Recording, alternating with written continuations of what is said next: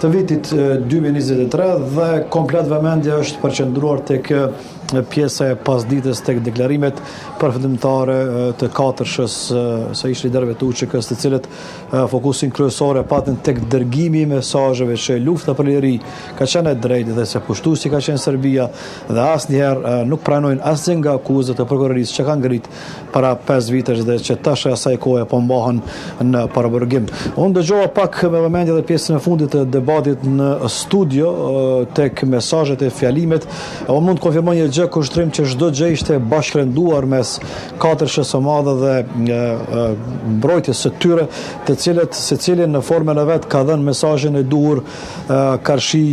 idesë që lufta e UÇK-s ka qenë e drejtë dhe se çdo herë e drejta ka qenë pra në anën tonë. Fokusi është prit natyrshëm që të ndodhë tek këto mesazhe kushtrim, sepse tek pjesa tjetër e dëshmive, provave ose rrëzimit të tyre kanë punuar ekipet mbrojtëse dhe avokatët pothuajse për 3 vite dhe të akuzuarit këtë rast ish liderët e UÇK-s e kanë patur arsyeshme që të fokusohen pikërisht tek dërgimi i këtyre